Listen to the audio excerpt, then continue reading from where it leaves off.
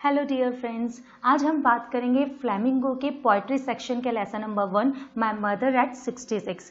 इस कविता के बारे में मैं आपको बता दूं कि इस कविता का शीर्षक है माय मदर एट 66, मेरी माँ जो कितने सालों की हैं, 66 ईयर्स की है। फ्रेंड्स, वृद्धावस्था एक जीवन का अनिवार्य पहलू है, एक ऐसा पहलू जो हमारी हर एक व्यक्ति की ज़िंदगी में आता है और जिसे नकारा नहीं जा सकता।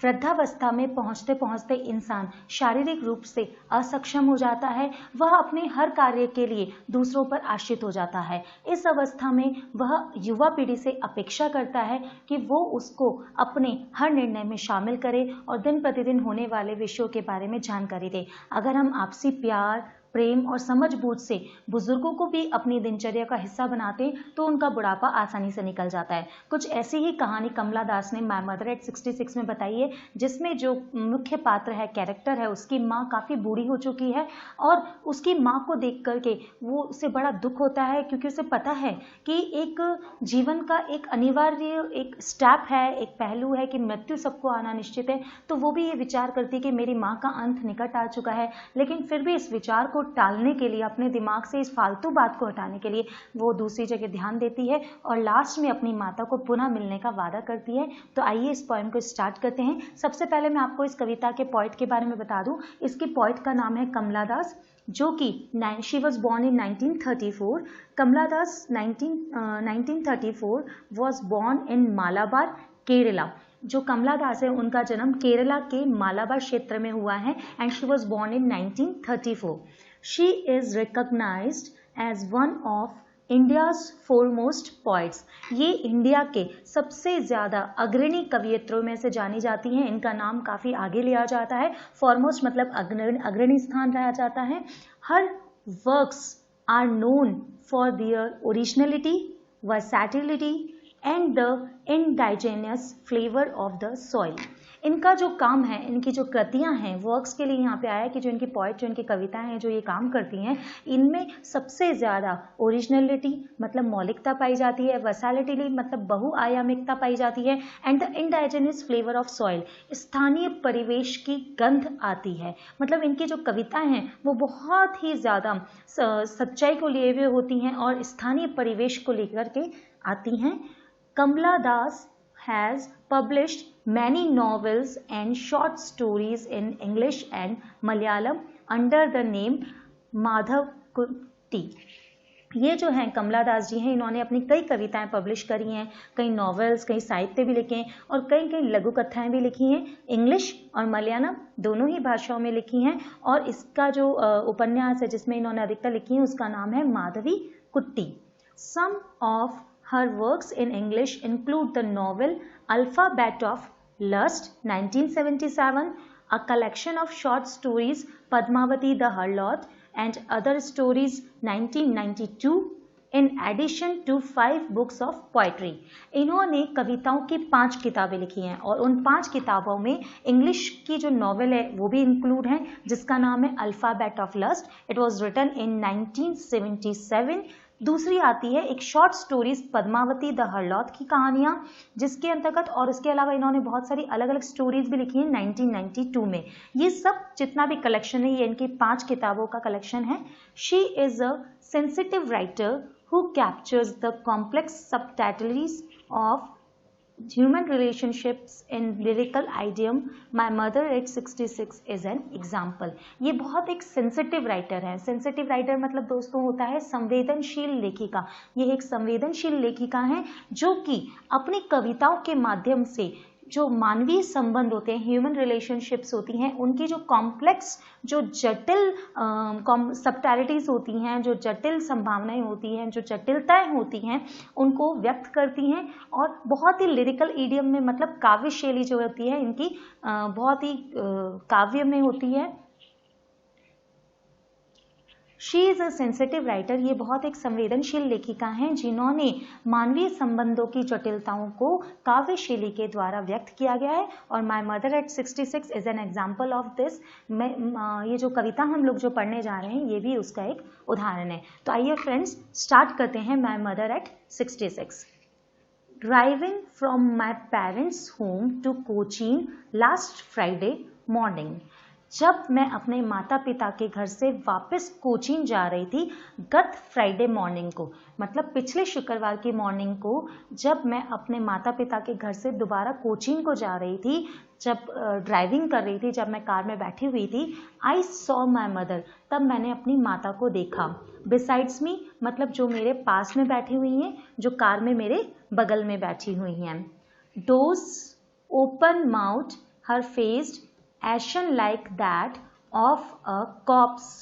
डोज का मतलब ऊँघते हुए, उसकी माँ का चेहरा बहुत ऊँघते हो रहा है क्योंकि ओपन माउथ बैठी है उनकी माँ जो है, वो खुला मुंह है उनकी माँ का और वो बहुत ऊँघ सी रही हैं, मतलब उनको हल्की हल्की नींद आ रही है। हर फेस एशन, उनका जो फेस है वो पीला पड़ चुका है, like that of a corpse. Corpse का मतलब होता है दोस्त शव की भांति, उनका जो फेस है वो बिल्कुल शव की भांति पड़ चुका है, मतलब पीला पड़ चुका है।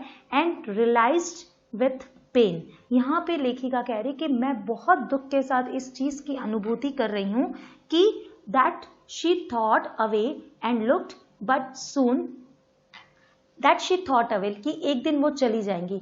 जो उनके चेहरे से वृद्धावस्था झलक रही है, एक्चुअली में वास्तव में वो उतनी वृद्ध हो भी चली हैं। तो लेखिका को ये पता है, यहाँ पर लेखिका एक बात कहना चाहती है कि एक वृद्धावस्था एक जीवन की अनिवार्य प्रक्रिया है जो सभी जगह आनी है, सबको आनी है। तो उसकी माँ भी जैसा दिखाई दे रही है उस वैसा ही उनकी उम्र भी हो चली है और उसको पता है कि उनका अंतिम समय निकट आ चुका है। पुट दैट थॉट अवे, लेकिन इस बेफालतू के विचार को, इस जो विचार है जो उनको नकारात्मकता दे रहा है, जो उनको अच्छा नहीं लग रहा है, इस विचार को अपने दिमाग से हटाने के लिए लेखिका क्या करती हैं? And looked out at young trees sprinting. Trees sprinting मतलब जब भी फ्रेंड्स हम लोग कार से सफ़र करते हैं या ट्रेन से सफ़र करते हैं या बस से सफ़र करते हैं तो हम देखते हैं कि बाहर जो दिखाई देने वाली चीज़ें होती हैं, जैसे पेड़, किसी के घर या सड़कें जो होती है, बहुत स्पीडली वापस तेज़ी से दौड़ती हुई दिखाई देती है। तो मतलब यहाँ पे ये इस वाक्य, इस सेंटेंस के माध्यम से लेखिका कहना चाह रही कि जो मानव जीवन की जवानी का जो पहलू होता है, जो यंग फेज होता है, वो उसी तरीके से चला जा रहा है जैसे पेड़ दौड़ते जा रहे हैं, उसी तरीके से जवानी भी चली जाती है और उसके बाद वृद्धावस्था आना एक प्रकृति का नियम है। तो अपने दिमाग से इस विचार को हटाने के लिए कि उसकी माँ एक दिन उसको छोड़कर चली जाएगी, वो तेजी से भागते हुए पेड़ों को देख रही है। The Mary children spilling out of their homes. Mary children मतलब खुशी से प्रसन्न चित्त जो बच्चे हैं, spilling out of their homes, वो अपने घरों से बाहर निकल रहे हैं खेलने के लिए, कूदने के लिए, मस्ती करने के लिए। उन बच्चों को वो देख रही है, वो आनंद की अनुभूति कर रही है। उन बच्चों के माध्यम से वो इस थॉट को रिमूव करना चाहती है, वो इस पीड़ा को दूर भगाना चाहती है। But after the airport security check, लेकिन जब वो एयरपोर्ट पे पहुंच जाती है, हवाई अड्डे पे पहुंच जाती है, जहाँ पे उसका सिक्योरिटी चेक हो रहा होता है, जहाँ पर उसको सुरक्षा जांच हो रहा होता है, standing a few yards away, वहाँ से वो कुछ दूर पे अपनी माँ को देखती है कि जो उसकी माँ, यार्ड्स का मतलब होता है कुछ गज की दूरी पर जो उसकी माँ खड़ी हुई उसको देखती है। I looked again at her, मैं दोबारा से उनकी तरफ देखती हूँ। वान पेल का मतलब होता है फ्रेंड्स पीला पड़ जाना। वान का मतलब होता है रंगहीन होना, बिल्कुल जिसमें कलरलेस हो जाना, जिसमें कोई कलर नहीं है।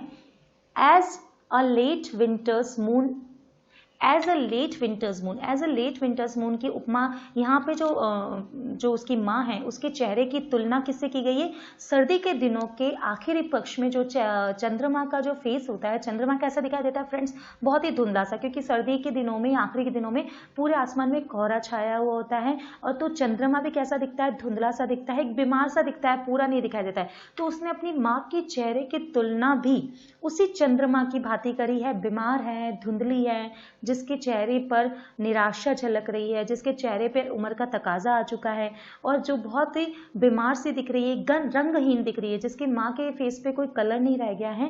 फेल्ट दैट ओल्ड फेमिलियर एक माई चाइल्डहुड्स फियर्स, और वो उस चीज़ को महसूस कर पा रही है जो उसका फेमिलियर एक है। फेमिलियर एक मतलब जो उसका जाना पहचाना दर्द है। वो फेमिलियर एक क्या है फ्रेंड्स? माय चाइल्डहुड फियर, जो उसका बचपन से भी फ्रेंड्स है। बचपन से वो डर है कि एक दिन उसकी माँ उसको छोड़ करके चली जाएगी, क्योंकि लेखिका बाहर रहती है, वो काम के सिलसिले में बाहर रहती है, तो वो कभी कभार अपनी माँ से मिलने आती है। तो एक बचपन से एक भय लगा रहता है, क्योंकि जिसको हम प्यार करते हैं फ्रेंड्स, उसके खोने का दुख हमें हमेशा सताता रहता है कि वो चीज़ हमारे पास से नहीं चली जाए। तो सेम थिंग यहाँ पे भी लेखिका को एक फैमिलियर एक है, एक चाइल्डहुड फियर है, बचपन से एक डर है कि मेरी माँ मुझे एक दिन छोड़ करके चली जाएगी। But all I said was, लेकिन मैं सिर्फ एक ही बात कह सकती थी, सी यू सून अम्मा, फिर मिलेंगे अम्मा। All I did was smile and smile and smile. और उस लेखिका ने कुछ नहीं करा, सिर्फ वो मुस्कुराती रही, मुस्कुराती रही और मुस्कुराती रही। फ्रेंड्स, इस वाली लाइन में वो अपनी माँ को एक मोरल सपोर्ट देना चाहती थी, एक नैतिक बल देना चाहती थी कि माँ आप चिंता मत करो, हम दोबारा से मिलेंगे, दोबारा से बातें करेंगे, दोबारा से खुशी महसूस करेंगे, लेकिन अभी मुझे जाना है। और साथ ही साथ क्योंकि उस लेखिका को ये पता था कि मेरी माँ का मृत्यु का समय निकट आ चुका है, मेरी माँ का अंत निश्चित है, क्योंकि वो वृद्ध हो चली हैं इसलिए। लेकिन वो अपनी माँ को ये चीज़ शो नहीं करना चाहती थी कि ये दर्द मैं भी महसूस कर रही हूँ। तो वो जाते समय सिर्फ अपनी माँ को ये कह के गई कि सी यू सून अम्मा, हम फिर से मिलेंगे। और वो सिर्फ मुस्कुराते हुए, स्माइल करते हुए वो वहाँ से चली जाती है। तो आपने फ्रेंड्स देखा किस तरह के कमला दास जो हैं, कवयित्री हैं, कविताओं के माध्यम से एक मार्मिक अभिव्यक्ति करती हैं, और कविताओं के माध्यम से वो एक नॉर्मल जीवन की जो पीड़ाएं हैं उसको हमारे तक पहुंचाती हैं। तो ये पोएम यहीं समाप्त होती है। तब तक के लिए goodbye. Thank you so much friends.